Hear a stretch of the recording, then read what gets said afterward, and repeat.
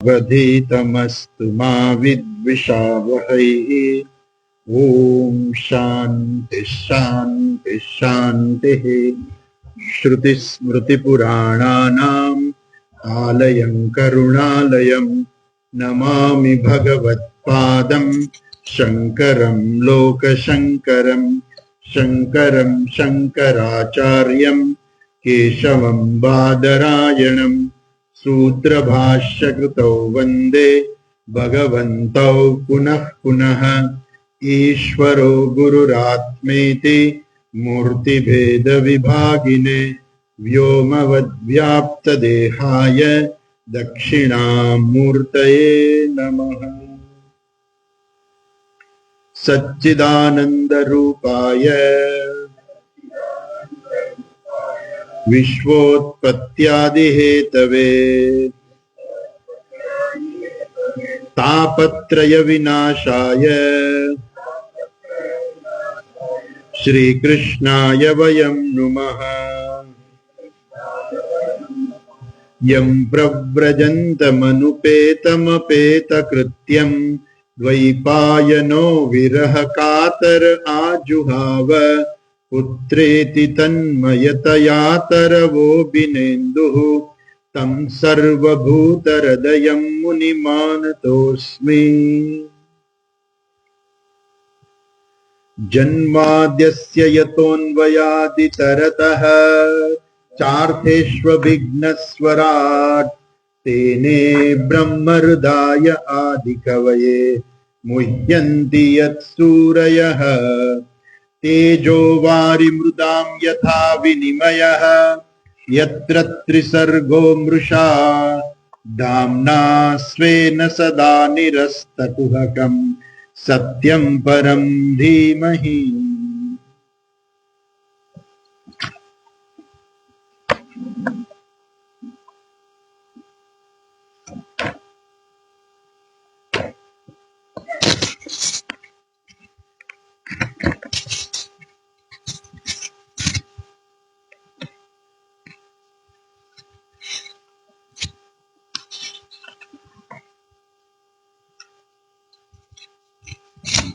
ગઈકાલે આપણે 19મો અધ્યાય જે છે શરૂ કર્યો કે જેની અંદર પરીક્ષિતનું અનશન વ્રત અને સુખદેવજી મહારાજનું આગમન, અર્થાત પરીક્ષિત રાજા અનશન વ્રત લેશે આ અધ્યાયની અંદર અને સુખદેવજી મહારાજ પધારશે. સૂત ઉવાચ મહીપતિસ્ત્વથ તત્કર્મ ગર્હ્યમ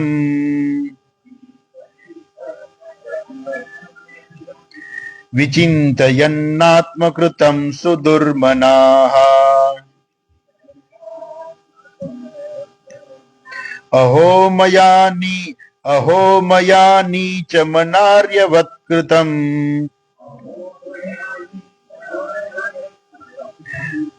નિરાગસી બ્રહ્મણિ ગૂઢ તેજસી.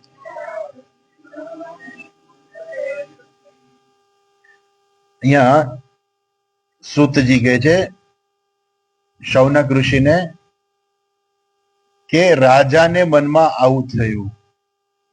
શું થયું રાજાને મનમાં?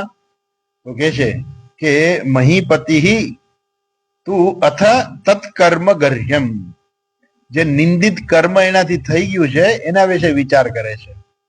તો હંમેશા જે સન્માર્ગે ચાલનારો જે માણસ હોય ને એ હંમેશા પોતાથી ભૂલ થઈ ગઈ હોય ને તો એ તરત જ પાછળથી વિચારે કે મારી કઈક ભૂલ થઈ લાગે છે. પછી નાની ભૂલ હોય કે મોટી હોય, પણ નાની પણ ભૂલ હોય ને તો તરત જ પાછળથી ખબર પડી જાય કે આ ભાઈ મેં ભૂલ કરી છે, સુધારી લે. અને મોટું કઈ ખોટું થઈ ગયું હોય તો પણ એને ખબર પડે કે મેં આ ખોટું કર્યું છે. રાજા જે છે એ તરત જ વિચાર કરે છે કે મારાથી આ ભૂલ થઈ ગઈ છે. બાકી ઘણા લોકો એવું હોય કે ના એ તો બરાબર જ કહ્યું કહેવાય, એમ તો કરવું જ જોઈએ. ચોરને પૂછો તો કે ના ચોરી તો કરવી જ જોઈએ. એમ નો કે હું ખોટું કર્મ કરું છું, એ કે ના ચોરી તો કરવી જ જોઈએ. જે માણસ ખોટું બોલતો હોય ને એમ કે ખોટું તો બોલવું જ જોઈએ, નહીં તો આપણું કામ હાલે જ નહીં, કે કામ જ ન થાય. ખોટું તો બોલવું જ જોઈએ.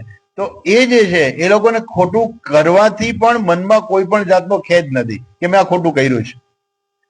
જયારે અહીંયા પરીક્ષિત રાજા કેવા છે કે એને એનાથી ખોટું થઈ ગયું છે, ખોટું કર્મ થઈ ગયું છે, એટલે એ વિચારે છે કે અરે રે મેં અત્યંત આવું નિંદ્ય કર્મ જે છે એ કર્યું છે. અને એનો વિચાર કરતા એ મનમાં વિચિંતયન આત્મકૃતમ સુદુર્મનાહા, એને મનમાં બહુ દુઃખ થાય છે એનું ચિંતન કરતા, કરે રે મેં આવું ક્યાં કર્યું, એક ઋષિના ગળામાં મરેલો સાપ પહેરાવી દીધો. અચ્છા, અહો મયા નીચમ અનાર્યવત કૃતમ, અનાર્ય જે આર્યને ન છાજે એવું મેં આ કામ કર્યું છે. અનાર્યવત જે આર્ય નથી, આર્ય એટલે જે આપણા શાસ્ત્રોને માને, શાસ્ત્ર પ્રમાણે ચાલે, જે આપણી પરંપરાને સન્માન આપતા હોય, પરંપરા પ્રમાણે ચાલતા હોય, એ બધા આર્ય છે. ગઈકાલે આપણે વિસ્તાર કર્યો તો આર્યનો, કે જે છે એ પોતાનું જીવન જે છે એટલે જ એને કહેવામાં આવે છે કે આર્ય. પછી આ પાછળથી બધા જે ઇતિહાસકારો જે છે એને બધી બહુ ગરબડ કરી નાખી છે. આર્ય ને અનાર્ય ને દ્રવિડ ને આર્યન ને બધું, એ બધું ખોટું છે એ લોકોનું. પણ આર્ય એટલે આર્યવ્રત કહેવાતું આપણું આખું ભારત જે છે આર્યવ્રત કહેવાતું.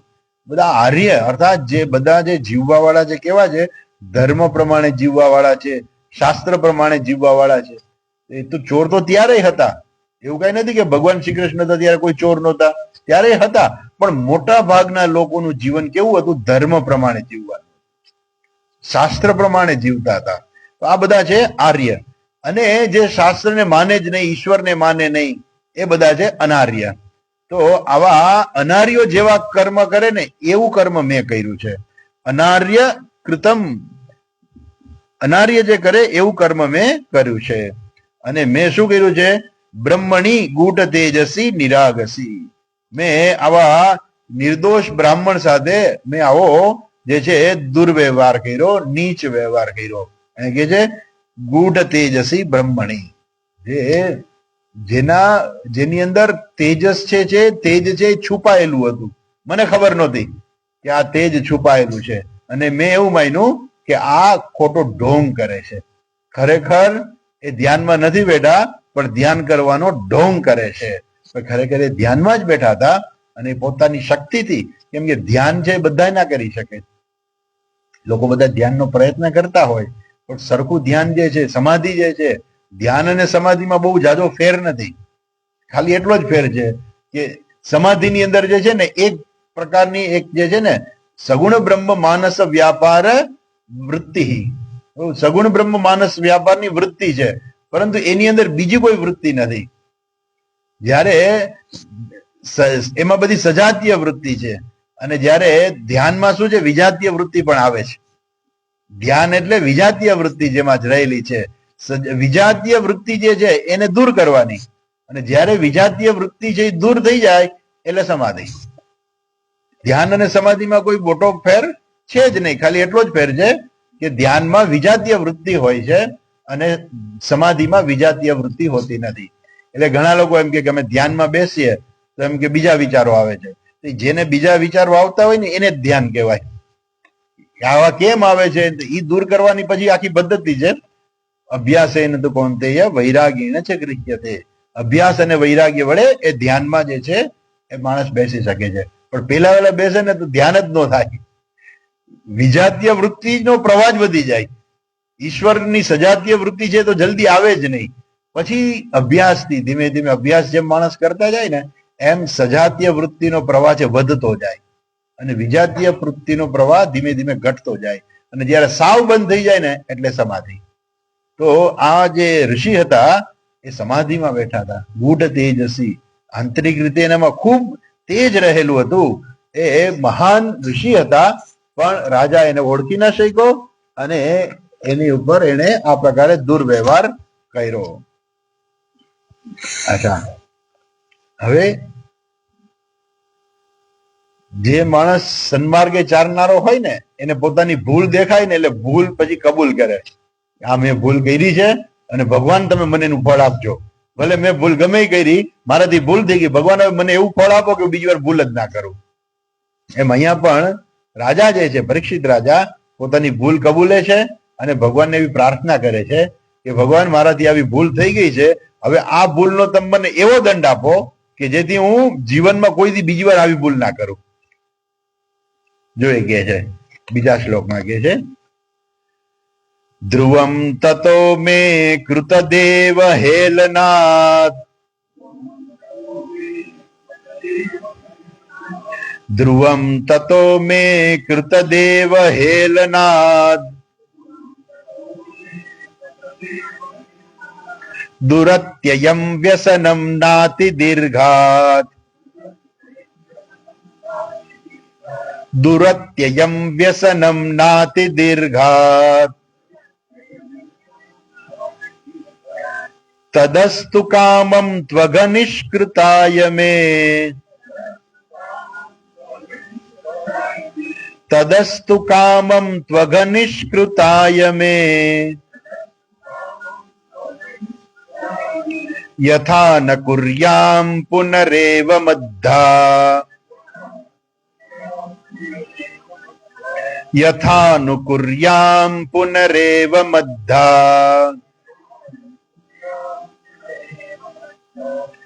ધ્રુવમ તતો મે કૃતદેવ હેલનાથ. હવે યાદ કરે છે કે મારાથી ભૂલ થઈ ગઈ છે, અને કેવી થઈ ગઈ છે તો કે જે કંઈ કર્યું છે એનાથી ભગવાન ખુશ ના હોય. મેં એવું કર્મ કર્યું છે કે જેને કારણે ભગવાનનું અપમાન થયું છે, ઈશ્વરનું અપમાન કર્યું છે. કૃતદેવ હેલનાથ, મેં કરેલું જે અપમાન જે છે ભગવાનનું અપમાન છે. એક ઋષિનું અપમાન એટલે સાક્ષાત ભગવાનનું અપમાન છે. એક સંતનું અપમાન એટલે સાક્ષાત ભગવાનનું અપમાન છે. માતા પિતાનું અપમાન એટલે સાક્ષાત ભગવાનનું અપમાન છે. તો એ જે વ્યક્તિ જે નથી સમજતી હોતી એને અપમાન કરી નાખે છે. હવે અહીંયા કહે છે કે ધ્રુવમ તતો મે કૃતદેવ હેલનાથ, દુરત્યયમ વ્યસનમ નાતિ દીર્ઘમ. ભગવાન મને તમે એવું એનું પરિણામ આપો, તમે મને એવું દુઃખ આપો, અને કેવું આપો? દુરત્યયમ વ્યસનમ, જલ્દી જય. હવે એમ નહીં કે પછી આ પાપનું ફળ પછી મળશે એમ. દુરત્યયમ એટલે દૂર પછી નહીં, હમણાં જ. હમણાં જ એ જેને પાછું ન ઠેલી શકાય. દુરત્યયમ એટલે જેને પાછું પણ ઠેલી ના શકાય. તો ઘણા પાપ એવા હોય કે તમે એનું પ્રાયશ્ચિત કરો ને તો એ પાપનું ફળ તમને મળે નહીં. જેમ આપણે આની પહેલા પણ ચર્ચા કરેલી કે આપણે દિવસ દરમિયાન ઘણા બધા પાપો કરીએ છીએ. ચાલતા પાપ થઈ જાય, કઈક જીવજંતુ મરી જાય, આપણે રસોઈ કરીએ તો સૂક્ષ્મ જીવો છે મરી જાય, આપણે શાકભાજી ખાઈએ છીએ તો એમાં પણ જીવજંતુ આવતા હોય. તમે બરાબર શાકભાજીને ધોઈને બાફીને ખાઈએ આપણે, એટલે શું થાય કે એમાં જે કઈ જીવજંતુ હોય બધા મરી જાય. તો એ આપણું પાપ થાય છે, સહજ છે. આપણે જીવવા માટે આટલું પાપ કરવું જ પડે છે. તો એ પાપનું જે પ્રાયશ્ચિત છે એ પંચકર્મ કરીએ એટલે એનું પ્રાયશ્ચિત થાય. તો એ પંચકર્મનું કોઈ ફળ નથી આમ જુઓ તો, પણ એનું પ્રાયશ્ચિત છે. આપણે કરેલા દિવસ દરમિયાન કરેલા પાપનું પ્રાયશ્ચિત છે. હવે આ પ્રાયશ્ચિત જે શું છે તમે કરી નાખો એટલે શું થાય કે કરેલા પાપનું ફળ તમને ના મળે. અહીંયા રાજા શું કહે છે કે મેં જે પાપ કર્યું છે ને એનું ફળ મને મળવું જોઈએ, કે જેને દૂર ધકેલી ના શકાય. તો આપણે પુણ્ય કરીને અમુક પાપ જે છે આપણે એને દૂર ધકેલી દઈએ. અહીંયા રાજા કહે છે કે મને એવું પાપ મળવું જોઈએ, પાપનું ફળ મળવું જોઈએ કે જેને હું દૂર કરી ના શકું. પ્રાયશ્ચિત રૂપે એનું કોઈ ફળ જ ના હોય, એટલે એ પાપનું ફળ મારે ભોગવવું જ પડે. એનું કોઈ પ્રાયશ્ચિત ના હોવું જોઈએ. એટલે દુરત્યયમ વ્યસનમ, આજે જે આફત જે છે ભગવાન મારી ઉપર મોકલો કઈક એવી આફત. તો આપણી માથે આફત આવે ત્યારે આપણે કહીએ ને કે ભાઈ આપણી કઈક ભૂલ થઈ લાગે છે. અને એક નાનકડી એવી કથા હતી, એની અંદર ભારે વરસાદ પડતો હતો અને ઘણા બધા લોકો જે છે એ વરસાદમાંથી પોતાનું રક્ષણ કરવા માટે થઈને એક વૃક્ષની નીચે ઉભા રહી ગયા હતા. ઘણા બધા લોકો હતા અને ચારે બાજુ વીજળીના ચમકારા થયા. એટલી બધી વીજળી થઈ કે લોકો ત્યાં ઉભા બધા ગભરાતા હતા કે એમ જ લાગે કે આ વીજળી આપણી ઉપર હમણાં પડશે પણ પડે નહીં, બચી જાય. એટલે એ બધાએ એવું નક્કી કર્યું કે ભાઈ કોક માથે વીજળી પડવાની માંગે છે, આ વીજળી બંધ જ થતી, આપણી ઉપર જ જગારા મારે જ રાખે છે. એટલે આપણામાંથી કોક વ્યક્તિ એવી છે કે જેની ઉપર વીજળી પડવા ઈચ્છે છે પણ પડતી નથી. હવે આપણે જો બધાએ બચવું હોય તો જે માણસ ઉપર પડવા માંગે છે એની માણસને આપણે બહાર મોકલી દઈએ, એટલે એની ઉપર પડે ને આપણે બચી જઈએ. એટલે બધાનો વારો કાઢ્યો કે બધા એક એક કરીને બહાર જવાનું. જો એની ઉપર વીજળી ના પડે તો સમજવાનું કે વીજળી એની ઉપર પડવા નથી માંગતી. એટલે બધા એક પછી એક ગયા. બધા એક માણસ ગયો, વીજળીના ચમકારા થયા, ગભરાતો ગભરાતો ગયો, ચમકારો થયો પણ એની ઉપર વીજળી ના પડી, પાછો આવ્યો. બીજો ગયો એવી રીતે, ત્રીજો ગયો, બધા જતા ગયા. એમાં એક બિચારો ગરીબડો માણસ હતો. એટલે બધાના મનમાં એમ થયું કે આની ઉપર જ વીજળી પડવા માંગે છે. એટલે બધાએ કીધું કે તું જા. તો કે ના ના, મને બહુ બીક લાગે છે, હું તો ભગવાનને પ્રાર્થના કરું છું કે ભાઈ આપણને કઈ નહીં નહીં કે આને મોકલો. બધા ભેગા થઈને એને બારે મોકલ્યો કે તું જાય કે બારે, તારી ઉપર જ વીજળી પડવા માંગતી લાગે છે. ઓલો જેવો બહાર ગયો ને એટલે બધા ઉપર વીજળી પડી ને બધા મરી ગયા ને આ બચી ગયો. પેલો ભગવાનનો ભક્ત હતો. તો એ વીજળી જે છે એ બીજાને મારવા માંગતી હતી, પણ આ ભક્તને કારણે જાણે કે અટકી ગઈ હતી કે આ ભક્ત સાથે છે તો આ બધાનો બચાવ થતો હતો. એમ જે આપણે કહીએ ને વડીલો હોય, સંત પુરુષ હોય કે કોઈ સાધુ પુરુષ હોય, કોઈ પણ, તો આપણને ખબર નથી કે આ આપણું જીવન કેવી રીતે ચાલે છે. ક્યાંક ને ક્યાંક કોકના આશીર્વાદ આપણી પાસે હોય, આપણા માતા પિતાના આપણે ખબર નથી હોતી. લોકો ઘણા છોકરા હોય ને ખબર ના પડે કે ભાઈ માતા પિતાના આશીર્વાદને કારણે આપણને આ બધી જાવ જલાલી મળે છે. જેવા માતા પિતા જતા રહીએ ને ઉપર, પછી એને ખબર પડે. કેમ કે એ માતા પિતાને કારણે જે પુણ્યને કારણે જે જાહો જલાલી મળતી હતી આ બધું બંધ થઈ જાય. પછી એને એકલા એને જીવન જીવવું પડે ત્યારે એને ખબર પડે કે માતા પિતા હતા તો આપણે કેટલું સારું હતું. એટલે આપણે ઘણી વાર કહીએ કે પૂર્વજોના પુણ્ય આડા આવ્યા, એવું કહીએ ને. ઘણી વખત આપણે બચી જઈએ તો આપણે એમ કહીએ કે ભાઈ પૂર્વજોના પુણ્ય છે આડે. એટલે પૂર્વજોએ કંઈક સત્કર્મ કર્યું હોય ને તો એ આપણને બચાવે, જાણે કે.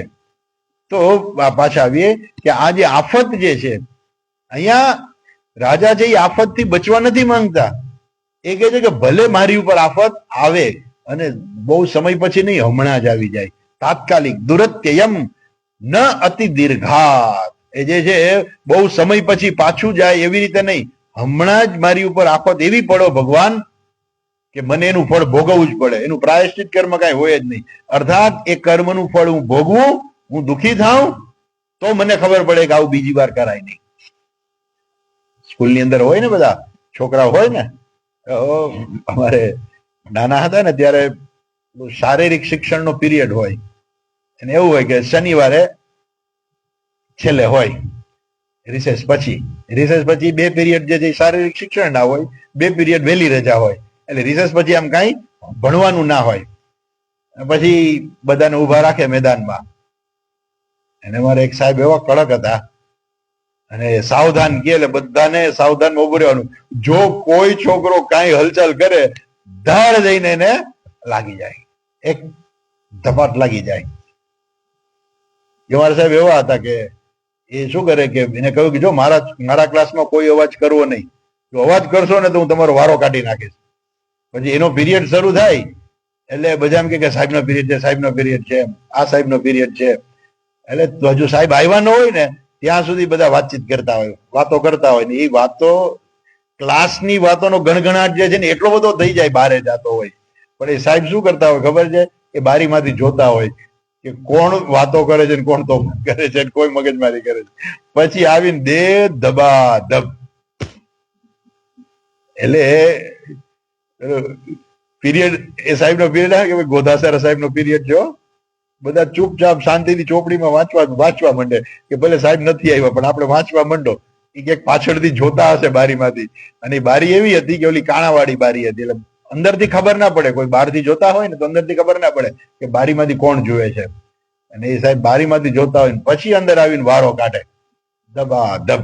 અચ્છા, તો પાછા આવીએ તો કે આપણે જે કંઈ ખોટું કર્મ કર્યું હોય ને તો એનું ફળ મળે. અને આપણે ખબર પડે કે જો આ ખોટું કર્યું હતું ને એનું ફળ છે. આપણે બહુ વાતો કરી ને, સાહેબે ના પાડી હતી કે વાતો કરતા નહીં મારા ક્લાસમાં, મારા પીરિયડમાં, પણ છતાંય આપણે સાહેબનું માયના નહીં અને એનું આ ફળ મળ્યું. તો અહીંયા જે છે એ રાજા જે છે કે છે કે મારાથી આવું ખોટું થઈ ગયું છે, હવે એનું ફળ જે છે મને તાત્કાલિક મળે. ન અતિ દીર્ઘાત, બહુ લાંબા સમય પછી નહીં, અત્યારે જ મને એનું ફળ મળે. શું કે છે આગળ? કે છે તદસ્તુ કામમ તું અઘનિષ્કૃતાય મે. અઘનિષ્કૃતાય મે મારા પાપનું પ્રાયશ્ચિત જે છે એ શું થાય કે મને અત્યારે જ એનું ફળ મળે, એટલે એ જ મારા પાપનું પ્રાયશ્ચિત છે. મને જે અત્યારે પાપનું ફળ મળી જાય ને અને હું ભોગવું, હું દુઃખી થાઉં ને, એ જ મારા પાપનું પ્રાયશ્ચિત છે. અને માટે શું કહે છે કે તદસ્તુ કામમ તું અઘનિષ્કૃતાય. અઘ એટલે પાપ. અમારાથી જે પાપ થઈ ગયું છે, કોઈ પણ હંમેશા યાદ રાખવાનું કે આપણે એવું કહીએ કે ભાઈ માણસ માત્ર ભૂલને પાત્ર, એવું બહુ પ્રખ્યાત છે કે માણસ છે તો ક્યારેક તો માણસથી ભૂલ થઈ જાય, એમ ભૂલ થઈ જાય ની ના નહીં, પણ પછી શું કરવાનું હોય, એ ભૂલનું પ્રાયશ્ચિત કરવાનું હોય કે ભાઈ મારાથી ભૂલ થઈ ગઈ, માણસ છીએ, અમારો મગજ બહુ કાબુમાં ન રહ્યો અને આવું ખોટું અમારાથી થઈ ગયું, તો પછી એનું પ્રાયશ્ચિત હોય કે આ પ્રાયશ્ચિત છે. એ પ્રમાણે અહીંયા શું કહે છે, અઘનિષ્કૃતાય, આજે મારું પાપ થઈ ગયું છે ને, એ પાપને દૂર કરવા માટે. હંમેશા એવું છે કે કોઈ પણ પાપ થઈ ગયું હોય ને એનું ફળ મળી જાય ને એટલે પાપ નાશ થઈ જાય. ખરેખર આ જગતની અંદર કોઈ વ્યક્તિ પાપી નથી, પણ એ પાપ એનાથી થાય છે. પાપી જે છે, પાપી એટલે શું, જન્મજાત જ પાપી. તો કોઈ જન્મજાત પાપી ના હોય. દરેક વ્યક્તિ જન્મજાત કેવા છે, આત્મ સ્વરૂપ જ છે, પરંતુ જન્મથી એના કોઈ આગલા પૂર્વજના પુણ્ય લઈને આવે, આ જન્મના પુણ્ય મોટા થાય પછી જે છે, પછી એનામાં ભગવાન એને બુદ્ધિ આપી છે. એટલે કોઈ પણ માણસ જે સીધે સીધો પાપી ના હોય, જન્મજાત કોઈ પાપી ના હોય, પણ જે મોટા થતા જાય ને એમ પછી એ પાપને રસ્તે ચડી જાય, એટલે એનાથી પાપ થઈ જાય છે. અને એ જે પાપ થાય છે એનું ફળ એને ભોગવવું પડે, અને એ ફળ ભોગવાઈ જાય ને એટલે એ એમાંથી મુક્ત થઈ જાય. એટલે ખરેખર વ્યક્તિ પાપી નથી હોતો, પણ એને કરેલું પાપ છે ને પાપનું કર્મ એને ભોગવવું પડે. આપણે જનરલી આપણે એને પાપી કહી દઈએ કે પાપી પાપી, પણ વ્યક્તિ ખરેખર પાપી ના હોય. પાપી એટલે વ્યક્તિ, આપણે એના આત્માને પાપી કહી દઈએ છીએ. આત્મા ખરેખર પાપી ના હોય, એના દ્વારા કોઈ પાપ કર્મ થઈ ગયું છે અને હવે એ પાપ કર્મનું ફળ ભોગવે, કાં તો આ જન્મમાં અહીંયા જ અથવા તો નરકાદી લોકમાં જઈને, નરકાદી લોકમાં જાય ને એને પછી દુઃખ ભોગવવું પડે. પણ એક વખત દુઃખ ભોગવાઈ જાય ને એટલે એનો છુટકારો થઈ જાય. એમ સુખનું એવું જ છે. આપણે સત્કર્મ કર્યું, જ્યાં સુધી સત્કર્મનું ફળ ન મળે ત્યાં સુધી એ બાકી રહે, અને એક વખત આપણને ભોગવાઈ જાય ને એટલે આપણું સત્કર્મ ખલાસ, પૂરું થઈ ગયું. એટલે એવું કહેવાય કે જ્યારે જીવનમાં સુખ આવે ને ત્યારે દુઃખી થવાનું, અને દુઃખ આવે ને ત્યારે સુખી થવાનું. તો કે આ ઊંધું કેમ? તો કે સુખ આવે ત્યારે દુઃખી એટલા માટે થવાનું કે આપણું પુણ્ય વપરાઈ ગયું. હવે નવું પુણ્ય જો નહીં કરીએ ને તો જીવનમાં પછી દુઃખના ડુંગરા આવશે. પાપ કરીશું તો દુઃખના ડુંગરા આવશે. એટલા માટે સુખ આવે ત્યારે દુઃખી થવાનું કે આપણું પુણ્ય વપરાઈ ગયું.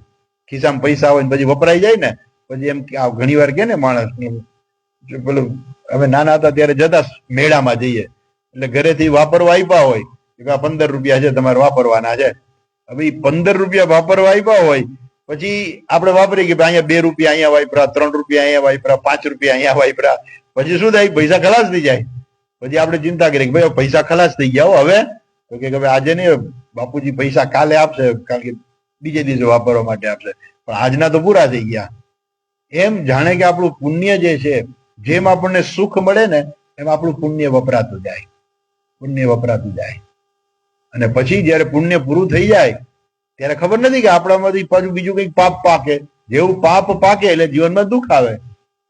સુખ દુઃખ તો આવવાના જ છે, પણ સુખ આવે ત્યારે એવો વિચાર કરવાનો કે આપણું પુણ્ય વપરાઈ જાય છે. દુઃખ આવે ત્યારે સુખી થવાનું કે હાસ, ભૂતકાળમાં કંઈક પાપ કર્યું હતું ને ગયું. જ્યારે પણ જીવનમાં દુઃખ આવે ને, કંઈક દુઃખજનક પરિસ્થિતિ આવી ને સમજી લેવાનું કે આ પૂર્વનું કંઈક પાપ હતું ને ગયું. આપણે રોકતા હોય તો રોકી શકતા હોય તો રોકવું. એનું કે એવું નથી કે એનો કઈ રોકવાનો પ્રયત્ન ના કરવો કે બધા દુઃખી જ થવું. તો કઈ એવી કોઈ પરિસ્થિતિ આવતી હોય તેને દૂર કરવાનો પ્રયત્ન કરવો, પણ અમુક પરિસ્થિતિ એવી જ હોય છે કે એને તમે દૂર કરી જ ના શકો, અને તમારે દુઃખ જીવનમાં ભોગવવું જ પડે, તમે કઈ કરી ના શકો. એટલે ઘણી વાર પેટમાં દુખાવો થતો હોય શું કરો તમે, દવા લ્યો પણ ન મટે પેટમાં, ગમે એટલું ડોક્ટર બીજે દિવસે એની મેળે મટી જાય પાછું. એ મટી જાય. એક દિવસ દુખ્યું એનું કારણ હતું કે તમે કઈક ખાધું છે એવું, બરાબર, પેટમાં એવું ગયું છે કે જેના કારણે તમને પેટનો દુખાવો થયો છે, બીજે દિવસે એ જતો રહે છે, પણ એ દુખાવો તમારે સહન કરવો પડે. એમ પાપનું ફળ જે છે, દુઃખ જે છે એ ભોગવવાનું, અને જ્યારે ભોગવીએ ને ત્યારે સમજવાનું કે આપણે કરેલા પાપનું ફળ મળી ગયું. હવે આપણે નિરાશ, હવે આપણે તો સત્કર્મ કરશું તો પુણ્ય જ આવશે. એટલે એ સુખ આવે ત્યારે દુઃખી થવાનું, અને દુઃખ આવે ત્યારે સુખી થવાનું કે દુઃખ ગયું, પાપ ગયું, પાપનું ફળ મળી ગયું આપણને. અને સુખ આવે ત્યારે વિચાર કરવાનો કે જો ખલાસ થાય છે આપણા પૈસા, હવે વાપરવાના કઈ છે નહીં, બીજું પુણ્ય કરો તો આપણને સુખ મળશે. ઓકે, પાછા આવીએ તો આ જે પાપ કર્મ થઈ જાય તો આપણા શાસ્ત્રમાં એવું વિધાન છે કે તમે જ્યારે પણ એનું ફળ ભોગવી લ્યો ને એટલે એ પાપનો પણ નાશ થઈ જાય. કાં તો તમે પ્રાયશ્ચિત કર્મ કરો, એ પણ એક પ્રકારનું કર્મ જ છે, એ પ્રાયશ્ચિત રૂપે છે. એ પાપનું ફળ તમે હજુ આવ્યું નથી, પણ તમે પ્રાયશ્ચિત કરો ને પેલું ન્યુટ્રલ થઈ જાય. તો એમ ભગવાનનું નામ ને જે છે આ બધા શું છે, ભગવાનનું નામ લેવાથી એટલું બધું પુણ્ય મળે કે આપણને ખબર નથી કેવા પાપ આપણી પાસે હાલ્યા આવે છે. પણ એ પુણ્ય જે છે, ભગવાનના નામનું પુણ્ય જે છે, શાસ્ત્રના શ્રવણનું પુણ્ય છે. ગીતામાં તો તમે વાંચજો, મહાત્મ્યની અંદર કેટલું કહ્યું છે કે એક શ્લોકના એક ચરણનો જો કોઈ પાઠ કરે ને તો આટલું પુણ્ય મળે. ભલે આપણે પુણ્ય માટે ના કરીએ, પણ એટલીસ્ટ આપણે ખબર તો પડે કે આનું મહત્વ શું છે. એક એક શ્લોકનું એટલું મહત્વ છે, ભાગવતના એક એક શ્લોકનું એટલું મહત્વ છે કે એનું ખાલી શ્રવણથી પણ આપણું કેટલું પાપ નાશ પામતું હોય. આપણને ખબર નથી કેટલા આપણા ખાતામાં પડ્યા હોય. કે હવે વાત થઈ છે તો જરાક આપણે કરીએ એટલે હાલો, એ આપણું ખાતું હોય ભગવાન પાસે. તો આપણે એટલે ભગવાનની બધો હિસાબ કિતાબ કોણ રાખે? આમ તો મારવાનું કામ છે એ યમરાજાને સોંપ્યું છે, પણ હિસાબ કિતાબનું કામ કોણ કરે? ચિત્રગુપ્ત જે છે એ ભગવાન એને રાખ્યા છે. આપણે એવું વિચાર કરીએ કે એની પાસે ચોપડો હોય. એ તો ખાલી આપણે પેલાના જમાનામાં ચોપડા હતા ને એટલે. હવે તમે કહો ચિત્રગુપ્ત પાસે કોમ્પ્યુટર હોય. પેલા એવું કહેતા કે ચિત્રગુપ્ત પાસે ચોપડો હોય. હવે આજે એમ કેવું પડે કે ચિત્રગુપ્ત પાસે કોમ્પ્યુટર હોય. હવે સમજી શકાય કોમ્પ્યુટર કઈ એટલે. પેલાના જમાનામાં ન સમજી શકાતું એટલે ચોપડો રાખતા કે ભાઈ આપણે બધું યાદ રાખવું હોય. કેમ રાખવું? તો કે ચોપડામાં લખી નાખો. ચોપડામાં લખ્યું હોય ને એ બધી ખબર પડે. ત્યારે કોમ્પ્યુટર હતા નહીં. હવે આજ કોઈ ચોપડા જ નથી રાખતા, બધા કોમ્પ્યુટર આવી ગયા. કે કોમ્પ્યુટર એમ એ ચિત્રગુપ્ત પાસે કોમ્પ્યુટર હોય. અને તમે જાઓ એટલે પછી એમ કે ભાઈ કોણ આવ્યું, કયો જીવાત્મા આવ્યો? આપણે છગનભાઈ. એ તો છગનભાઈ તમે આ જન્મમાં હતા, તમારો ખરેખર સાચો શું છે? એટલે ચિત્રગુપ્ત પાસે આપણા જીવના કઈક નંબર હોય, કોડ નંબર. એટલે કોડ નંબર નાખે. હા, છગનભાઈ તો કેટલાય હોય, છગનભાઈ એટલે કયા છગનભાઈ એવા? એવું નહીં, છગનભાઈ પછી એનો કોડ નંબર નાખે. આ એનો કોડ નંબર છે. આજકાલ કીધો પાસવર્ડ નાખે, એનો પાસવર્ડ આ છે. એટલે અથવા તો એમ કે તમે અંગૂઠો અહીંયા મૂકો, એટલે અંગૂઠો મૂકે ને એટલે એનું એકાઉન્ટ ખુલી જાય. ખબર પડે કે એનામાં શું છે. તો આપણા કેટલા બધા કર્મો કરેલા હોય, આપણા કેટલાય જન્મો થઈ ગયા છે, એમાં કેટલાય આપણે કર્મો કરેલા હશે. અને એ બધા કર્મો જે છે હજુ આપણને ફળ નથી દીધું, એટલે પડ્યા છે. ચિત્રગુપ્ત પાસે આપણા ખાતામાં પડ્યા છે. અને એમાંના કેટલાક કર્મના ફળ આજે આપણે ભોગવીએ છીએ, આ જન્મમાં ભોગવીએ છીએ. એટલે કર્મ બે પ્રકારના, પ્રારબ્ધ કર્મ. પ્રારબ્ધ એટલે શું? કે આપણને અત્યારે કર્મનું ફળ મળે છે. અને બીજા સંચિત કર્મ. સંચિત એટલે શું? એનું ફળ આપણને મળતું જ નથી. તમે ગમે એટલા પુણ્ય કર્યા હોય, પણ ઓલા પાપ પાક્યા હોય ને, સંચિતમાં તો પુણ્ય પડ્યું હોય, પણ આ જન્મમાં પાપ પાક્યા હોય ને એટલે માણસ બિચારો દુઃખી જ રહે. પછી ઘણા લોકોના ખાતામાં એવું હોય કે ગમે પાપ ઘણા બધા પડ્યા હોય, પણ એનું પુણ્ય પાક્યું હોય, એટલે અત્યારે આ જન્મમાં કદાચ સુખી વધારે હોય. પણ સંચિતમાં શું પડ્યું છે કોઈને ખબર નથી. એટલે બે પાપનો નાશ કરે છે, આ જન્મના અને સંચિત પાપ. રોજ આપણે ભગવાનના પૂજા પાઠ બધું નિયમિત બધું કરીએ ને, એટલે એનાથી જે પુણ્ય ઉત્પન્ન થાય ને, એ આ જન્મના જેટલા નાશ થાય એટલા પાપોનો તો નાશ કરી જ નાખે, પણ સંચિત પાપનોય નાશ કરે. એ તો સંચિત પાપ એ ભોગવવા પડે, સંચિત પાપનોય નાશ કરે. પછી પુણ્ય બાકી રહી જાય. એટલે શું થાય કે તમે સ્વર્ગ આદિ લોકમાં જાઓ. અને જો તમે અહીંયા જ્ઞાન પ્રાપ્ત કરી લ્યો તો મોક્ષ મળી જાય. વાત પૂરી થઈ ગઈ. કાંઈ કર્મ બાકી ન રહે, પાપે બાકી ન રહે, પુણ્ય. પછી ચિત્રગુપ્ત છે ને, એની પર ચોકડી મારી દે, ખાતું ક્લોઝ થઈ ગયું. એને મોક્ષ મળી ગયો, એટલે હવે એનું કઈ ખાતું રાખવાની જરૂરિયાત નથી. પણ આપણે બહુ પુણ્ય કરીએ ને તો શું થાય કે આપણા સંચિત પાપો જે ધીમે ધીમે ધીમે નાશ પામતા જાય અને પુણ્ય જે વધતું જાય, એકદમ એકદમ પુણ્ય વધી જાય તો દેવાદી લોકની પ્રાપ્તિ થાય. અને પછી ક્ષીણે પુણ્ય મર્ત્યમ લોકમ વિશંતિ, આપણે પાછા આવીએ અને પાછા આવીએ ત્યારે પછી આપણે જે આ જન્મમાં કે પૂર્વ જન્મમાં જે કઈ કર્મો કર્યા હોય ને મોક્ષ માટેના, એ ત્યાં આપણને જલ્દી પહોંચી જાય. આપણને ઝડપથી યોગ્ય ગુરુ મળી જાય, ઝડપથી આપણી બુદ્ધિ જે છે ને એ ધર્મ તરફ વળે, શાસ્ત્ર તરફ વળે. એવું થાય કે આપણે શાસ્ત્ર ભણવું છે, આપણે શ્લોક શીખવા છે, આ બધું શીખવું છે મારે. પૂર્વજન્મનું હોય, આપણે પૂર્વજન્મનું લઈને આવીએ એટલે ગમે ત્યારે પણ ઈચ્છા થઈ જાય કે મારે આ વાત શીખવું છે, મારે આ ભણવું છે. હવે આવડું મોટું જગત છે, હવે તમે વિચાર કરો જગતમાં કેટલા લોકો શાસ્ત્ર પાસે જાય છે ને ભણે છે, કેમ નથી જતા ને કેમ નથી ભણતા? કેમ કે એને પૂર્વનું પુણ્ય જ નથી. અને પૂર્વનું પુણ્ય ના હોય ને તો એમને આ બધું મળે નહીં. આ શાસ્ત્ર ને યોગ્ય ગુરુ ને શ્રવણ ને તબિયત સારી ને બધું મળે નહીં. તમે આજે આવ્યા, વરસાદ ન આવ્યો, લ્યો વરસાદ ના આવ્યો તો એને કારણે તમારું એટલું શ્રવણ થયું, તો એ કઈક પુણ્ય છે તમારું એવું કે જેને કારણે તમે અહીંયા આવી શક્યા. અને ભયંકર વીજળી થાય, ધરતીકંપ થાય, ત્યાં જ તમે સત્સંગ કરવા જાઓ. 2000ની સાલ યાદ કરો જોઈ, ભૂકંપ આવ્યો હોય ને પછી આપણે અહીંયા સત્સંગ રાખ્યો હોય તો કોણ આવશે? ઓલા કહે છે કે સ્વામીજી તમે આથી જલ્દી બહાર નીકળી જાઓ. કોઈ આવશે નહીં સત્સંગમાં, કેમ કે એ નેચરલ જે કે ને કે તકલીફ છે. તો એવા સમયે આપણે સત્સંગ ના કરી શકીએ. એ બધું શું છે? આપણા વિઘ્નો છે. વિઘ્ન જે છે એ ના આવે એટલા માટે પણ પુણ્યની જરૂર છે. ઓકે, પાછા આવીએ તો આ જે બધા પાપ જે થઈ ગયા છે, અહીંયા રાજા કે છે તદસ્તુ કામમ તું અઘનિષ્કૃતાય. અઘનિષ્કૃતાય, આ જે કર્મ કર્યું ને એનું ફળ મને અત્યારે જ મળી જાય, કે જેથી શું થાય? અઘનિષ્કૃતાય, એ પાપનું નાશ થઈ જાય. વાત પૂરી થઈ ગઈ. પેલા કે ખોટું થઈ ગયું તો કે હાલો મને એનું ફળ આપી દો, એટલે વાત પૂરી થઈ જાય અહીં ને અહીંયા જ, બાકી નહીં. એમ જાણે કે એવું કહે છે કે મને એવું દુઃખ આપો કે જે પાછું ઠેલી ન શકાય, અત્યારે જ ભોગવવું પડે, અને એવું દુઃખ આપો કે જીવનમાં બીજી વખત હું આવી ભૂલ ના કરું. ક્લાસમાં બેઠા હોય વાતો કરતા હોય, વાંયથી સાહેબ એક ધબ્બો મારે ને, અને એ જે ધબ્બો લાગે ને ત્યારે બીજે દિવસે એમ થાય કે ભાઈ ગોધાસરા સાહેબના ક્લાસમાં વાતો ન કરાય.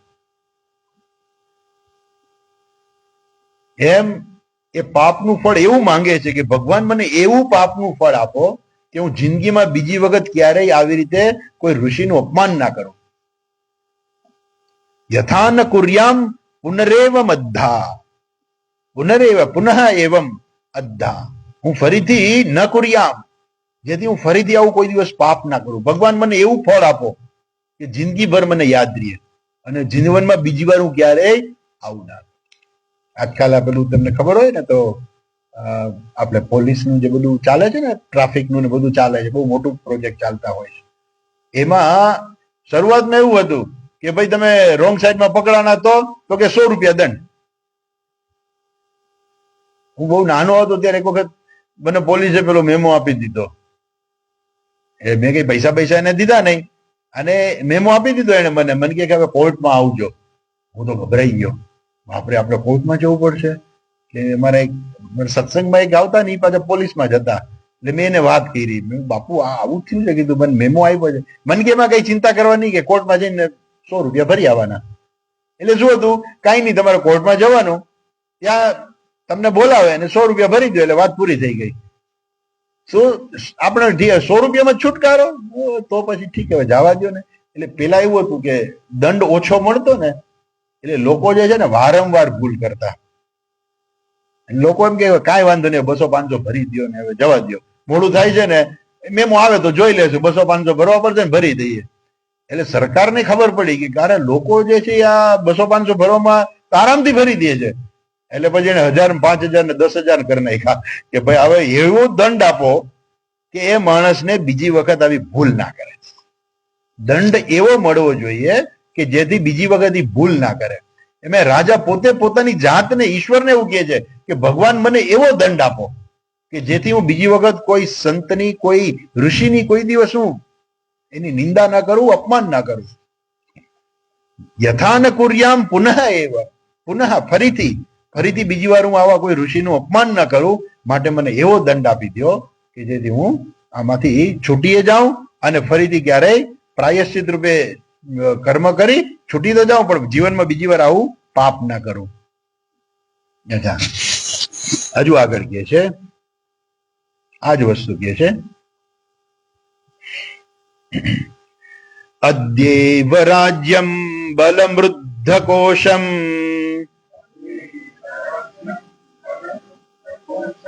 અદ્યૈવ રાજ્યમ બલમૃદ્ધ કોશમ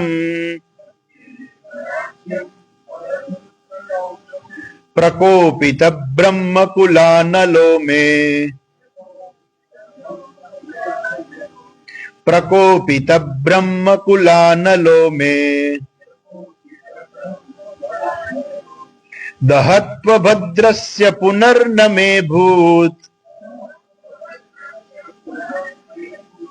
દહત્વ ભદ્રસ્ય પુનર્ન મે ભૂત પાપીયસી ધીર્દ્વિજગો પાપીયસી ધીર્દ્વિજ દેવગોભ્યઃ પાપીયસી ધીર્દ્વિજ દેવગોભ્યઃ.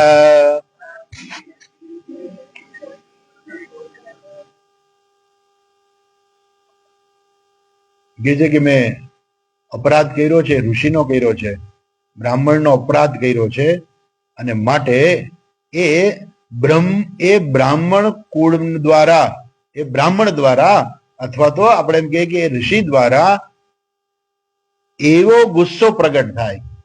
એટલે ગુસ્સો એટલે આપણે ક્રોધાગ્નિ, એટલે અહીંયા પણ એને અગ્નિ કહે છે. બ્રહ્મ કુલાલ અનલહ, અનલહ એટલે અગ્નિ, બ્રહ્મકુળ એટલે બ્રહ્મકુળ, અર્થાત આવા બ્રહ્મ સ્વરૂપ એવા ઋષિ જે છે, શમિક ઋષિનું મેં અપમાન કર્યું, તો એના દ્વારા પ્રકોપિત બ્રહ્મકુલ અનલહ, પ્રકોપિત એટલે ગુસ્સે થઈને, કોપિત થઈને, અર્થાત એ ઋષિ જે છે એ કોપિત થઈ અને ગુસ્સે થઈને એટલે ગુસ્સારૂપી અગ્નિ દ્વારા એ કોપિત થઈ અને મને એવું ફળ આપે, એ અગ્નિ દ્વારા દહત્વ બાળી નાખે. જેને કહેવાય ને કે આમ આપણે કહે ને કે આપણે આને આવું કીધું ને તો માણસ જીવ તો સળગી ગયો, ઉભો સળગી ગયો, પણ સળગી ગયો ન હોય પણ મગજની અંદર એને એટલું બધું દુઃખ થયું હોય કે આપણે એમ કહીએ કે ઉભો સળગી ગયો. એમ જાણે કે કહે છે કે શું કરે, દહત્વ બાળી નાખે. શું બાળી નાખે? અદ્ય એવ એટલે અહીં જ, અત્યારે જ, અદ્ય હમણાં જ. એ શું કરે? અદ્ય એવ રાજ્યમ બલમ વૃદ્ધમ કોશમ, મારા રાજ્યને બાળી નાખે, મારા બળને એટલે મારા સૈન્યને મારી નાખે, અને રુદ્ધમ કોશમ મારી આ સંપત્તિ. રાજ્ય પાસે બહુ મોટો ખજાનો હોય, આપણી કલ્પના ના કરી શકી એટલો ખજાનો હોય. બોલો, એવું સાંભળ્યું હતું કે ભારત દેશ આઝાદ થઈ ગયો પછી રાજસ્થાનમાંથી એવું કહેવાય છે કે રાજાનો એટલો બધો ખજાનો મળ્યો હતો કે ટ્રક ભરીને લઈ ગયા ખજાનો. આવું ક્યાંક મેં સાંભળેલું, ટ્રક ભરીને એ બધું લઈ ગયા હતા. તો એ રાજાઓ પાસે કલ્પના ન કરી શકે ને એટલી સમૃદ્ધિ હોય. રુદ્ધમ સમૃદ્ધમ, રુદ્ધમ કોશમ, કોશ એટલે ખજાનો, વૃદ્ધમ એટલે સમૃદ્ધ. સમૃદ્ધ એટલે આપણી બધે શું છે કે સામાન્ય જગતમાં રહેનારા બધા લોકો હોય ને એ બધા પોતાની જાતને સમૃદ્ધ માને. મનથી સમૃદ્ધિ જે બહુ સારું છે, પણ વ્યવહારિક સમૃદ્ધિ જો કહેવામાં આવે તો એ સમૃદ્ધિ બધા પાસે એવી બધી નથી હોતી, એ રાજા પાસે હોય. રાજાની પાસે આપણે કલ્પના ન કરીએ ને એટલી સંપત્તિ હોય. તો સમૃદ્ધમ કોશમ એ કહે છે કે આ બ્રહ્મકુલાલ અનલહ, બ્રહ્મકુળનો અગ્નિ જે છે એ મારા રાજ્યને, મારા સૈનિકોને અને મારા સમગ્ર કોષને જે છે એ બાળી નાખે. રાજાનું આ બધું ખલાસ થઈ જાય એટલે રાજા પછી રાજા ન દે. અચ્છા, મેં મમ એટલે મારા, દહત્વ અભદ્રસ્ય પુનઃ નમે ભૂત, અભદ્રસ્ય પુનઃ નમે ભૂત. આજે મારાથી આવું ખોટું થઈ ગયું છે ને, હવે જીવનમાં બીજી વાર હું કોઈ દી આવું ખોટું કરું જ નહીં. માટે એનું એવું મોટું ફળ પડે કે હું જિંદગીભર એને યાદ રાખું, ફરીથી આવી ભૂલ ના કરું. અને એટલા માટે થઈને અમારા રાજ્યને, મારા સૈનિકોને અને મારા સમૃદ્ધ જે ખજાનો છે એને બાળી મૂકો. દહત્વ એટલે બાળી મૂકો. અભદ્રસ્ય પુનઃ નમે ભૂત, કે જેથી ફરીથી હું આવી ભૂલ ના કરું. પાપી યસી ધીહી દ્વિજ દેવ ગોભ્ય, જેથી હું પાપી યસી એટલે હું દુષ્ટ એવો હું જો છે ને, મારા માટે થઈને મારી આ બુદ્ધિ જે છે, બ્રાહ્મણો, દ્વિજ, દેવ, ગોભ્ય એટલે બ્રાહ્મણો પ્રત્યે, દેવતાઓ પ્રત્યે અને ગાયો પ્રત્યે. તમે વિચાર કરો, ગાયને કેટલું માન આપ્યું છે. અહીંયા ભાગવતની અંદર ત્રણ જે છે વસ્તુ જે છે એ કહે છે કે મારો આ ત્રણ પ્રત્યે કોઈ દિવસ દ્રોહ ના થાય. એક તો દેવતાઓની આપણે ક્યારેય નિંદા ના કરીએ. આપણા કોઈ પણ ભગવાન હોય તો ભગવાનની ક્યારેય નિંદા ના કરાય. ભગવાન આવા હતા, બીજાના ભગવાન છે એટલે ખરાબ છે, એવી કોઈ ઈશ્વરની, ભગવાનની કોઈ નિંદા ના કરાય. અને જો ભગવાનની નિંદા કરીએ તો આપણે એના આપણે દ્રોહિત થઈ ગયા, આપણે એને દ્રોહ કર્યો. પછી ભગવાને આપેલું જે છે શાસ્ત્રની અંદર, ભગવાન બધાને રોજ કહેવા ના જાય કે તમે આ કરો, તમે આ કરો, તમે આ કરો. ભગવાને શાસ્ત્રમાં કહી દીધું છે કે દરેક વ્યક્તિએ શું કરવું. તો દરેક વ્યક્તિએ પોતાનું કર્તવ્ય કર્મ કરવાનું હોય. અને જો આપણે આપણું કર્તવ્ય કર્મ ન કરીએ ને તો ભગવાન જે છે એને ગમે નહીં. ભગવાનનો દ્રોહ કર્યો કહેવાય આપણે, ભગવાનને ના ગમે. અચ્છા, એટલે દેવ એક આવ્યું, દેવનો ક્યારેય દ્રોહ ના કરવો. રોજ આપણા દિષ્ટદેવ હોય, આપણા કુળદેવી હોય, જે કોઈ હોય, આપણે જે રોજ આપણા ઘરની અંદર જે પણ પૂજન થતું હોય, આપણા જે કુટુંબના કુળના જે બધા આચાર હોય, વ્યવહાર હોય, એ બધા જાળવી રાખવા. તો એનાથી શું થાય છે કે આપણે દેવના દ્રોહથી બચી જઈએ છીએ. અચ્છા, ત્યાર પછી બીજો દ્રોહ આવે છે, અહીં કે છે દ્વિજ. દ્વિજ એટલે બ્રાહ્મણનો દ્રોહ. બ્રાહ્મણ એટલે એવું નહીં કે જન્મે જ બ્રાહ્મણ હોય એ જ દ્રોહ. જન્મે બ્રાહ્મણ છે તો બ્રાહ્મણ છે જ, પણ એની સાથે સાથે જેનામાં બ્રાહ્મણત્વના ગુણ છે, જે સાધુ પુરુષ છે, અથવા તો જેનામાં બ્રાહ્મણત્વના ગુણ છે, એવા શિક્ષકો છે, વૈજ્ઞાનિકો છે, ચિંતકો છે, આ બધા બ્રાહ્મણો છે, એનો પણ ક્યારેય દ્રોહ ના કરવો. એટલે દેવ, દ્વિજ અને ગોભ્ય, અને ગાયનો ક્યારેય દ્રોહ ના કરવો. કેમ કે આપણે મોટા થયા છીએ દૂધ પીને, એ ગાયનું દૂધ પીને મોટા થયા છે.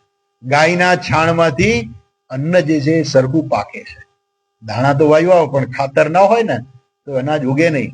એ છાણ જે છે ખાતર તરીકે કામ લાગે છે. એ ગાય જે છે, એ બળદ જે છે એ ખેતીમાં ઉપયોગી થાય છે. ત્યારે થતો, હવે તો ટ્રેક્ટર આવી ગયા, પણ ત્યારે અત્યારે બળદને સાચવવા બહુ મુશ્કેલ થઈ ગયા છે. પેલા તો બળદ હતો તો એ જીવે ત્યાં સુધી, એટલે ગાય જીવે ત્યાં સુધી કેટલી બધી મદદરૂપ થતી કે જો ગાયને વાછડી આવી તો એ વાછડી મોટી થઈને એ દૂધ દેશે. વાછડો આવ્યો તો મોટો થઈને ખેતીમાં કામ કરશે.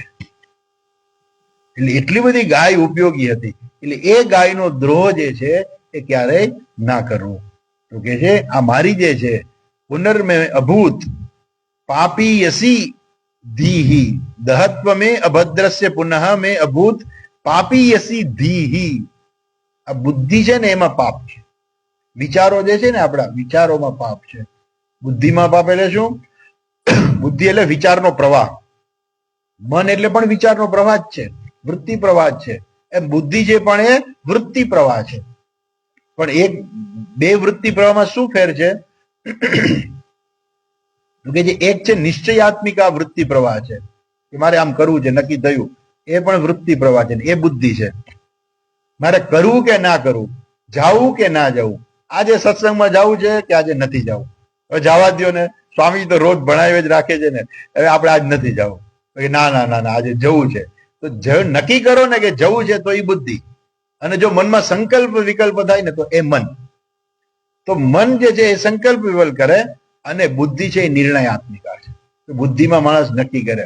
ચોર છે ને એ પણ નક્કી કરે આજે ચોરી કરવી છે, એ બુદ્ધિ થઈ એની. એટલે ચોરી કરી આજે કરવી કે ના કરવી તો એનું મન છે, ક્યાં ચોરી કરવી, શું કરવી, એ બધો જે નિર્ણય જે છે ને એ બુદ્ધિ કરે છે. કેવી રીતે ચોરી કરવી એ બધો નિર્ણય બુદ્ધિ કરે છે. એટલે બુદ્ધિ જે છે, માણસની બુદ્ધિ સૌથી ઉપર છે. જેની બુદ્ધિ સારી ને એનું મન સારું, જેનું મન સારું એની ઇન્દ્રિયો સારી, જેની ઇન્દ્રિયો સારી માણસ સારો, આખો માણસ સારો. પણ જેની બુદ્ધિમાં જ શુદ્ધિ હોય, એટલે કે શુદ્ધ બુદ્ધિ જરૂરી છે. એટલે બુદ્ધિમાં શુદ્ધિ હોય તો હંમેશા માણસ સારું વિચારે, આપણે સારું કર્મ કરીએ, સારા થઈને રહીએ. તો એ બધું જે છે બુદ્ધિની અંદર નિર્ણય થાય કે મારે સારું રહેવું છે. તો પેલો માણસ નક્કી કરે કે મારે સારું રહેવું જ નથી.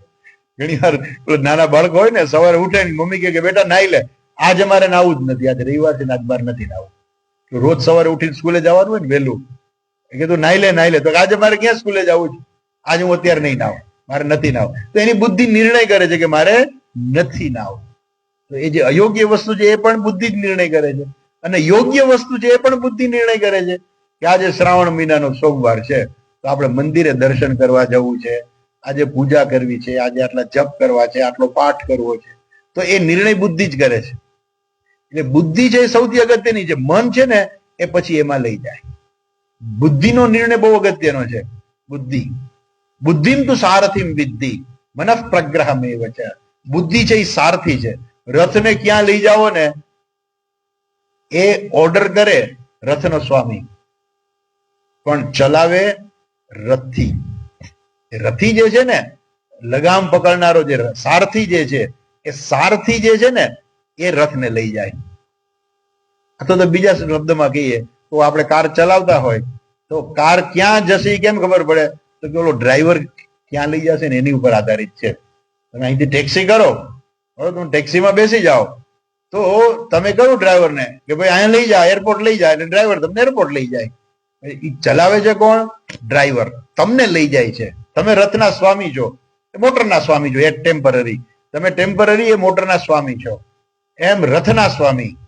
તો આત્માનમ તું રથિનમ વિદ્ધિ. આત્મા છે રથનો સ્વામી છે, પણ રથિનમ સારથી છે એ મન છે. સારથી જે બુદ્ધિ છે, અને મન છે એ લગામ છે, અને ઘોડા છે એ ઇન્દ્રિયો છે. જેની બુદ્ધિ બરાબર હોય, જેનો સારથી બરાબર હોય, એનો રથ યોગ્ય જગ્યાએ જાય.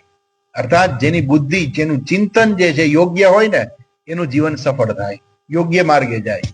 પણ જેનો સારથી બરાબર ના હોય, અર્થાત જેની બુદ્ધિ બરાબર નથી, તો બુદ્ધિ બરાબર ના હોય અર્થાત જેને રથ બરાબર ચલાવતા નથી આવડતું, જેને લગામ પકડતા નથી આવડતું, એ બરાબર લગામ પકડી ના શકે. અર્થાત મન ઉપર સંયમન નથી. લગામ એટલે શું? મન છે. મન ઉપર સંયમન નથી. એટલે ઓલા ઘોડા જે છે, જેનું મન ઉપર સંયમન ના હોય, જેનું લગામ ઉપર સંયમન ના હોય, એના ઘોડા છૂટા થઈ જાય. એના ઘોડા મન ફાવે એ દિશામાં જાય. એક ઘોડો આમ જાય, બીજો આમ જાય, તો રથ ક્યાં જાય? આમ જાય કે આમ જાય? ખબર નહીં ક્યાં જાય. તો આત્માનમ રથિનમ વિદ્ધિ. આત્મા છે એ રથી છે, સ્વામી છે, રથનો સ્વામી. શરીરમ તું રથમેવ ચ. આપણું શરીર જે છે એ આપણું રથ છે. બુદ્ધિમ તું સારથીમ વિદ્ધિ. બુદ્ધિ છે આપણી સારથી છે. સારથી જ્યાં લઈ જાય ને, મનઃ પ્રગ્રહમેવ ચ. તો બુદ્ધિ છે આપણી સારથી છે, અને બુદ્ધિ જે છે એ જેવો નિર્ણય કરશે ને એવું તમારું જીવન થશે. એટલે હંમેશા બુદ્ધિમાં નિર્ણય સારો જ કરવો. એટલે આપણે ઘણી વાર કહીએ ને કે કોઈ દિવસ કોઈ વિશે ખોટું વિચારવું નહીં. કેમ કે વિચાર છે બુદ્ધિ જ છે. તમે એક વખત વિચારશો ને એટલે પછી તમારું મન છે એમાં જશે. એટલે બુદ્ધિ બહુ અગત્યની વસ્તુ છે કે તમે બુદ્ધિથી નિર્ણય કરો કે તમારે જીવનમાં શું કરવું છે. નિર્ણય છે તમારે બુદ્ધિથી કરો. આપણે જીવનમાં શું મેળવવું છે? પેલા કે આપણે પૈસા મેળવવા છે. તો કે સત્સંગમાં જાશું તો મળશે? તો કે ના, નહીં મળે. ત્યાં તો ઉલટાને ઓછા થશે. તો કે તો પછી સત્સંગમાં જવું નથી. એ બુદ્ધિનો નિર્ણય છે. બુદ્ધિ વિચારે કે આપણે પુણ્ય જોઈ છીએ, આપણે ઈશ્વરની પ્રાપ્તિ કરવી છે, આપણે મોક્ષ મેળવવો છે, કંઈક આપણે સારું સમજવું છે, જાણવું છે. તો કે તો પછી આપણે હવે સત્સંગમાં જવું છે. ઓફિસમાં જઈએ તો એવું થાય કે ના, ઓફિસમાં જઈએ પૈસા મળે, આમાં સત્સંગમાં જઈએ તો આ બધું મળે. તો એ બુદ્ધિનો નિર્ણય છે. એટલા માટે સારી બુદ્ધિ છે ને એ માણસને સારો બનાવી દે. એટલે જીવનના નિર્ણયો છે ને એ પણ યોગ્ય કરવા. એટલે બુદ્ધિ જે છે, બુદ્ધિ નિર્ણય કરનારી છે. તો અહીંયા શું કે છે કે મારી બુદ્ધિ કેવી થઈ ગઈ? કારણ કે ખોટો નિર્ણય કર્યો ને. પરીક્ષિત રાજાનો નિર્ણય ખોટો હતો. એને એવો વિચાર કર્યો કે મને કોઈ આસન આપે, મને કોઈ પાણી આપે, મને કોઈ મીઠી વાતો કરે, એવું ના થયું. એટલે એની બુદ્ધિએ જ નિર્ણય કર્યો કે આ સાપ ઉપાડીને ફેંકી દો એના ગળામાં. એ બુદ્ધિ કેવી થઈ ગઈ? પાપીયસી. એ બુદ્ધિ પાપીયસી છે. પાપીયસી ધીહી. આ પાપી, આ બુદ્ધિ જે છે આવી કોઈ દિવસ, આ પાપીની બુદ્ધિ જે છે એ કોઈ દિવસ આ ત્રણ વસ્તુ માટે ના થાય. કેમ કે બુદ્ધિમાં જયારે પાપ આવી જાય ને એટલે પછી એ માણસ જે કઈ કર્મ કરે ને એ ખોટું જ થવાનું છે. તો આમાં આ ત્રણ વસ્તુ કે છે કે ફરીથી એ ગાય માટે, દેવ માટે અને બ્રાહ્મણ માટે જે છે, મારાથી ક્યારેય જીવનમાં પાપ ન થાય, એનો આપણે એને કહીએ ને કે એનો ગુનો ન થાય, આપણે એનો ગુનો કઈ કરી દઈએ, કઈ અહિત કરી દઈએ, એ જીવનમાં ક્યારેય ન થવું જોઈએ. ઓકે, ટાઈમ થવા આવ્યો છે. આપણે શ્લોક વાંચી લઈએ, વિસ્તાર પછી કાલે કદાચ જોઈશું. સચિંતયન નિત્થમથા શૃણોદ્યથા સચિંતયન નિત્થમથા શૃણોદ્યથા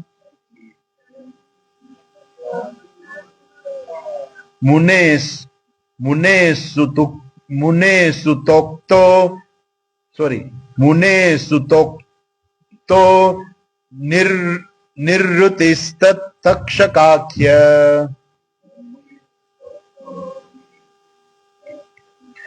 મુનેસુતોક્તો નિવૃત્તિસ્તક્ષકાખ્ય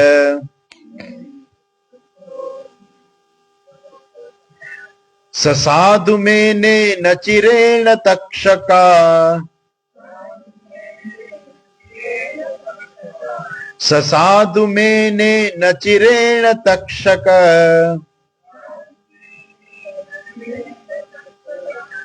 અનલમ પ્રસક્તસ્ય વિરક્ત કારણમ અનલમ પ્રસક્તસ્ય વિરક્તિ કારણમ. આ તો અભળતો નથી, પણ સંધિના નિયમ પ્રમાણે તમે સંધિ છૂટી પાડો તો અને તમારે બોલવો પડે. પણ અહીંયા સંધિ છૂટી પણ નથી પડાતી, કેમ કે શબ્દ એક જ છે, તક્ષકાનલમ. તક્ષક અનલમ, તક્ષકાનલમ એક જ શબ્દ છે, પણ પેલું ચરણ જ્યાં અટ પૂરું થાય છે એટલે ડેશ મૂકી અને નીચે લખી નાખ્યું છે. એટલે આ વાક્ય એવું છે કે આ બે ચરણ તમારે એક સાથે જ બોલવા પડે, તો જ એ પેલો જે છે તક્ષકાનલમ એ આખું રહે. સસાધુ મેને નચિરેણ તક્ષકાનલમ પ્રસક્તસ્ય વિરક્તિ કારણમ.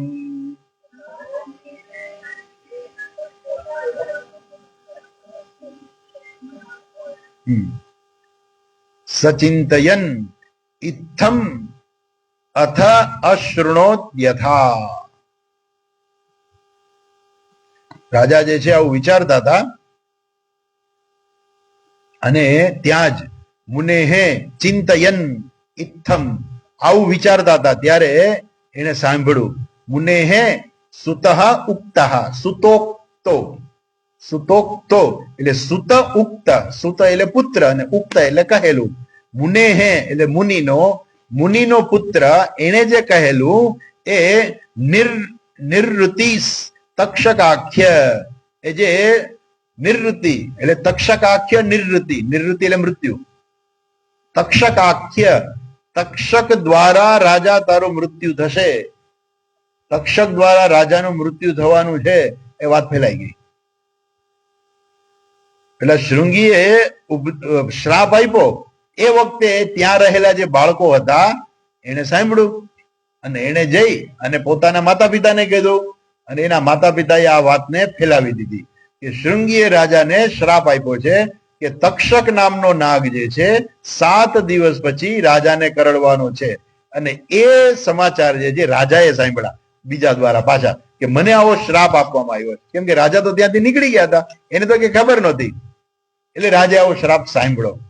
મહાભારતની અંદર એવું આવે છે કે શમીક ઋષિ જે છે એના દીકરાને મોકલે છે. કદાચ આગળ આવે તો મને બહુ ખ્યાલ નથી, પણ શમીક ઋષિ જે પોતાના દેખતા શૃંગીને મોકલે છે કે બેટા હવે તું જા અને રાજાને જઈને કે તમારું મૃત્યુ 7 દિવસમાં થવાનું, 7મે દિવસે થવાનું છે.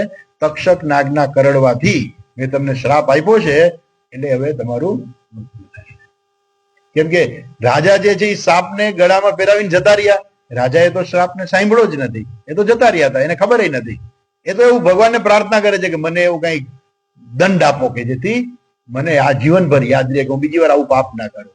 પણ રાજા એવું વિચારતા હતા ને ત્યાં જઈને સમાચાર મળ્યા.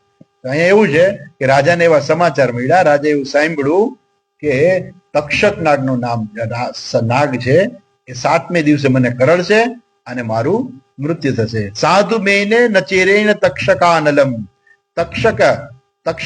તક્ષકાક્ય નિવૃત્તિ. વિસ્તાર જે છે આપણે કાલે જોઈશું. એ તક્ષક અનલમ પ્રસક્તસ્ય વિરક્તિ કારણ. બહુ અગત્યનો શ્લોક છે આ, આપણે કાલે વિસ્તારથી જોઈશું. અત્યારે અહીંયા અટકીએ. હરિ ઓમ. ઓમ પૂર્ણમદઃ પૂર્ણમિદં પૂર્ણાત પૂર્ણમુદચ્યતે પૂર્ણસ્ય પૂર્ણમાદાય પૂર્ણમેવાવશિષ્યતે. ઓમ શાંતિ શાંતિ શાંતિ. હરિ ઓમ. શ્રી ગુરુભ્યો નમઃ. હરિ ઓમ. હરિ ઓમ.